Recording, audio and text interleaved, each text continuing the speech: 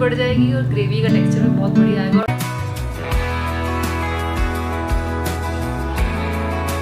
Hello everyone, welcome back to another healthy routine vlog. कहते हैं कि जिस हिसाब की उम्र हो, चलो उम्र भी ना कहें, स्टेमिना जिस हिसाब का हो, क्योंकि age is just a number. तो जिस तरह का आपका स्टेमिना हो और जितना आपके पास टाइम हो, उसके अकॉर्डिंगली ही आपको काम करना चाहिए, उसके अकॉर्डिंगली ही आपको एक्सरसाइज भी करनी चाहिए। लेकिन एक चीज़ मैं और यहाँ पे कहूँगी, एज आपको अपने आप कम लगने लगती है जब आप अपना स्टैमिना इंक्रीज करने लगते हैं। बेसिक स्ट्रेचिंग एक्सरसाइज आप लोग कर रहे हैं, सुन के मुझे बहुत खुशी भी हो रही है, आपको रिजल्ट भी मिल रहा है। तो आज हम करेंगे कार्डियो, बिल्कुल बेसिक कार्डियो। 40+ 50+ में आप आराम से कर सकते हैं। ज्यादा नहीं करना है, वीक में सिर्फ एक बार करना है। एक्सरसाइज शुरू करने से पहले आपको वॉक करनी है, और वॉक का टाइम मैं नहीं, आप डिसाइड करेंगे कि आपके पास कितना टाइम है।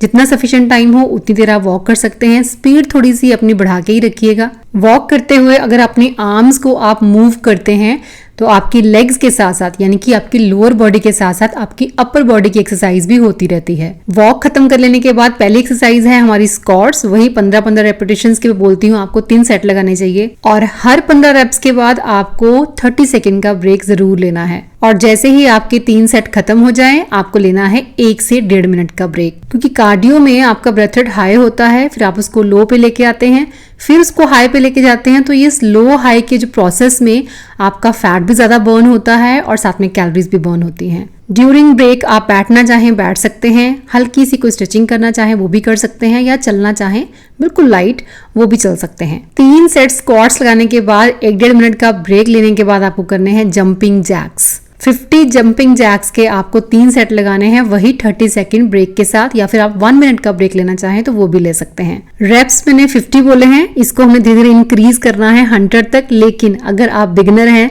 बिल्कुल भी आपने जंपिंग जैक्स कभी नहीं किया है, तो हो सकता है कि आपसे 50 करना भी थोड़ा मुश्किल लगे आपको, तो आप 25 कर सकते हैं या 20 कर सकते हैं।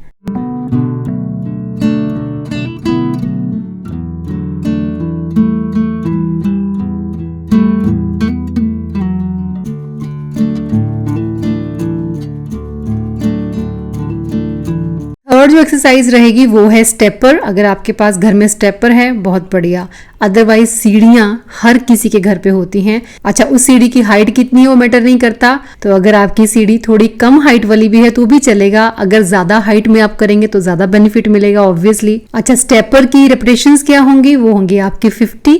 लेकिन मैं फिर से कहूंगी एक बार, अपने आप को पहले ही मतलब स्टार्टिंग में ही पुश करना मत शुरू कर दीजिए, अदरवाइज एक दिन आप कर पाएंगे, सेकेंड डे आपसे कोई एक्सरसाइज नहीं हो पाएगी। 50 नहीं हो पाए, आप 20 से स्टार्ट कर सकते हैं।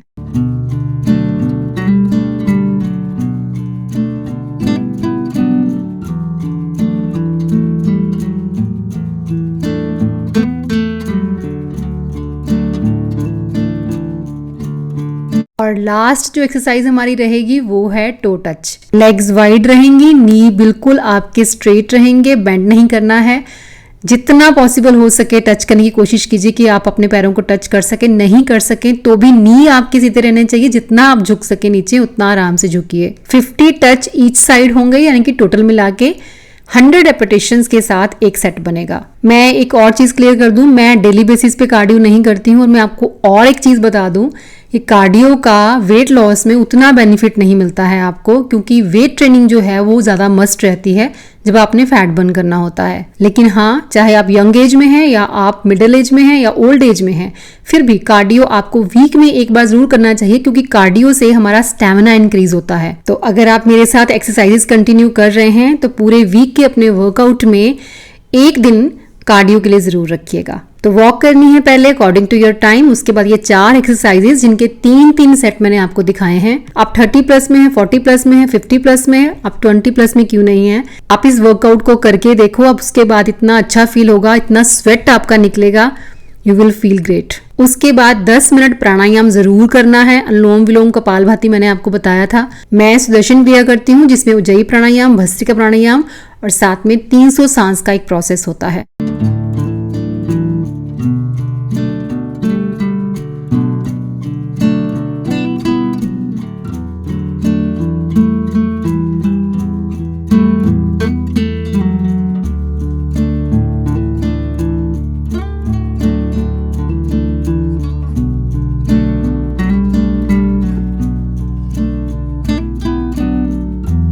लास्ट में शवासन में लेट जाना है, पूरा अपनी बॉडी को रिलैक्स करना है, अपनी ब्रेथ पे फोकस करना है क्योंकि आपकी सांसें जो हैं वो बहुत ज़्यादा इम्पॉर्टेंट हैं।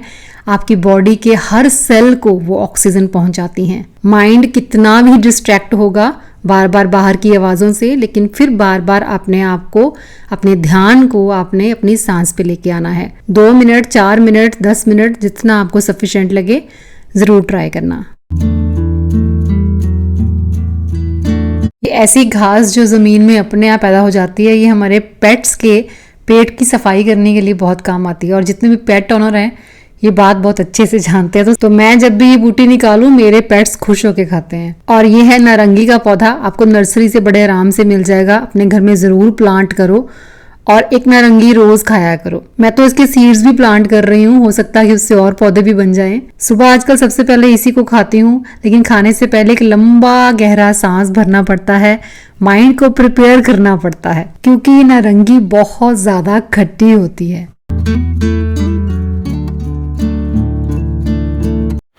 इतनी ज्यादा खट्टी है ये, इतनी ज्यादा खट्टी। दांत पूरे इस टाइम ऐसे हो गए हैं खट्टे, लेकिन हो गया मेरा विटामिन सी पूरा।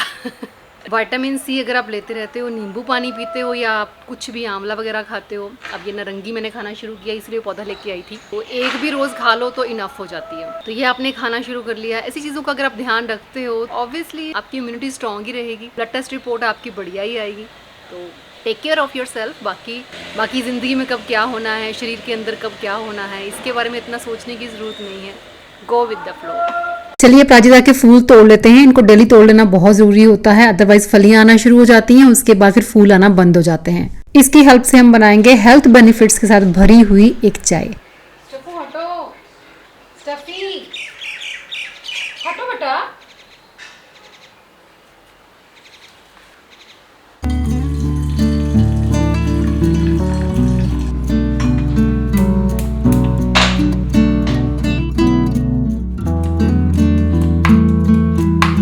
ये चाय बनाने के लिए सबसे पहले पानी रखेंगे बॉईल करने के लिए, और साथ ही प्राजिता के फूल जो मैं लेके आई थी धोकर वो मैंने डाल दिए। दालचीनी डाली है एक छोटा टुकड़ा, उसके बाद अदरक डाला है कुटा हुआ। बॉईल होने देंगे कम से कम भी 4 से 5 मिनट के लिए। एक्चुअली मैंने और कुलदीप जी ने अपना फुल बॉडी टेस्ट करवाया, रिपोर्ट्स बहुत बढ़िया आई हैं, बहुत नॉर्मल आई हैं, सारे ऑर्गन्स बहुत बढ़िया काम कर रहे हैं, कोई भी चीज़ें वो बॉर्डर लाइन पे नहीं है। बस कुलदीप जी का थोड़ा सा कोलेस्ट्रॉल बढ़ा हुआ है, वो भी ना के बराबर, क्योंकि 200 होना चाहिए तो 270 है।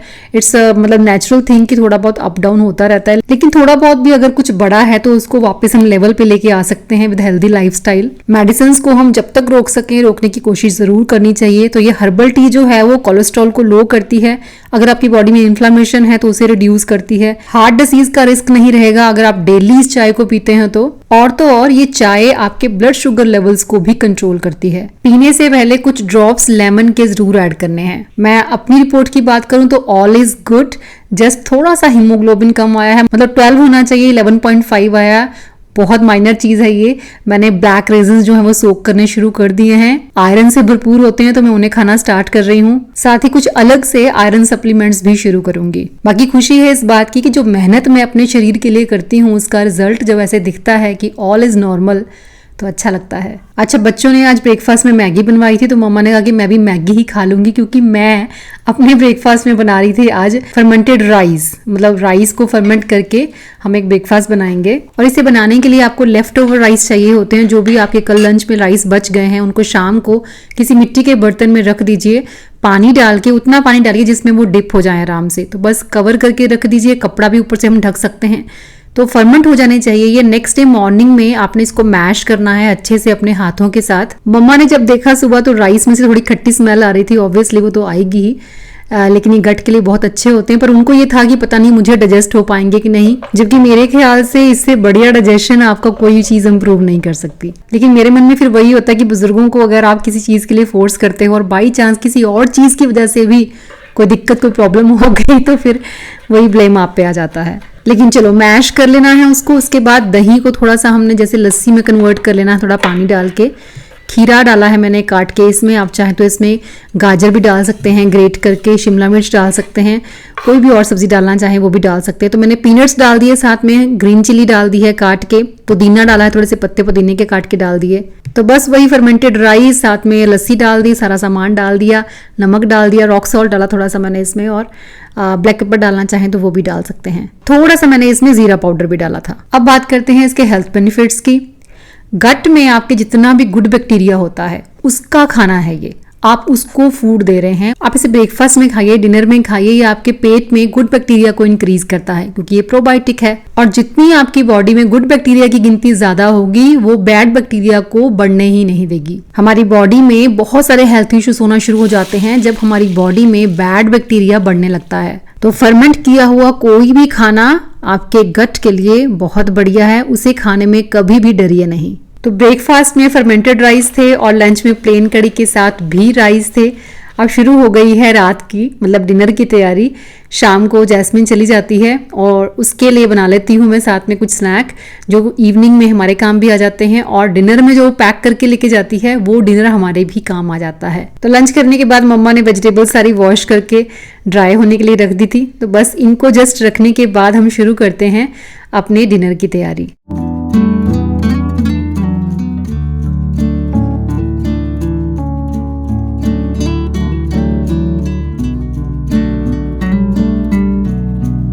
तोरी काफी ज्यादा फ्रेश थी तो मैंने पहले यही बना दी, जबकि आज के मेन्यू में तोरी नहीं थी। आज के मेन्यू में सिंपल शिमला मिर्च और पनीर था, लेकिन सब्जी देख के फिर मन किया चलो पहले इसको ही बनाते हैं। जैस्मिन लंच कभी कर नहीं पाती क्योंकि सुबह जब वो आती है अपनी शिफ्ट लगा के तो आते ही अपना ब्रेकफास्ट ले लेती है, उसके बाद उसको सोना होता है, उसको अपने स्लीपिंग आवर्स कंप्लीट करने होते हैं। शाम को फिर उस टाइम नहीं होता इतना 4 साढ़े 4 बजे की वो अब लंच करने बैठे, तो लंच करने का उसका मूड भी नहीं होता, तो स्नैक्स ले लेती है। कुछ भी जो स्नैक उसके लिए बनाते हैं, जैसे मैंने बताया आपको, थोड़ा थोड़ा स्नैक वो हमारे टी टाइम के लिए भी काम आ जाता है। तो ब्लैक चना मैंने फ्रीज किए होते हैं वो निकाल के रख दिए हैं। चना चाट बना लेंगे इसके साथ, लेकिन दही के साथ बनाएंगे। ये तोरी की सब्जी थोड़ी ग्रेवी वाली बनेगी और इसमें हम थोड़ी सी धुली जो मसूर की दाल होती है, रेड वाली दाल, ये भी डालेंगे और फिर ग्रेवी जो है थोड़ी थिक हो जाएगी। और तोरी की सब्जी ऐसी होती है जब हम बनाते हैं इसको तो बहुत थोड़ी सी रह जाती है, लेकिन इससे क्वांटिटी भी बढ़ जाएगी और ग्रेवी का टेक्सचर भी बहुत बढ़िया आएगा और टेस्ट तो होगा ही बढ़िया।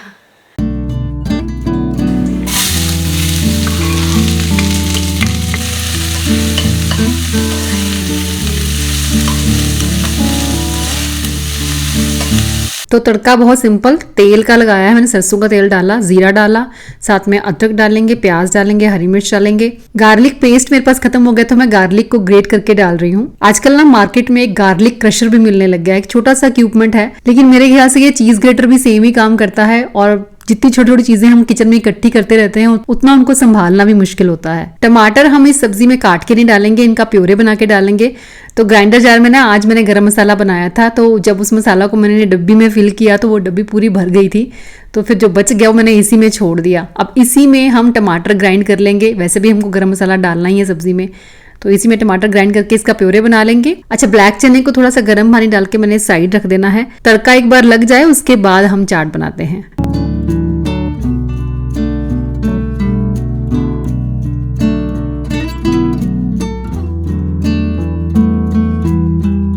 ग्राइंड किए हुए टमाटर डालने के बाद टमाटरों का कच्चापन निकलने तक इसको पकने देना है। गरम मसाला हमने पहले डाल दिया था, अब थोड़ा सा मैंने इसमें धनिया पाउडर डाला है। पैन में थोड़ा सा मस्टर्ड ऑयल इसलिए डाला है क्योंकि बॉइल्ड चने को थोड़ा सा हम सौटे करेंगे, लेकिन उसके पहले कटी हुई तोरी और साथ में भिगोई हुई धुली मसूर की दाल हमने इसमें डाल देनी है। पकने देना है कम से कम 4 से 5 मिनट तक इसको बिना पानी के। और ये रहा सिजलर।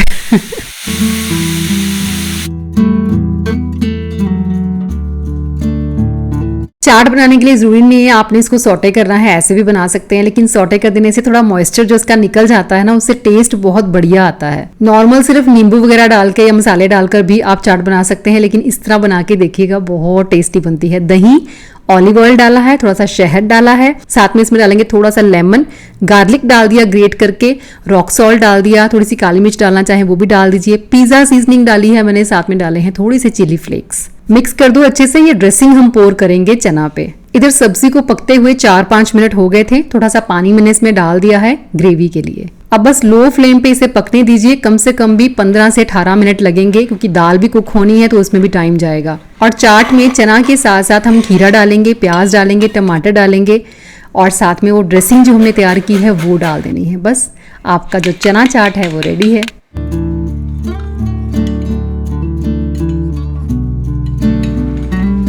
बस अब जैस्मिन का टिफिन पैक करना है और डिनर टाइम तक मैं बिल्कुल फ्री हूँ।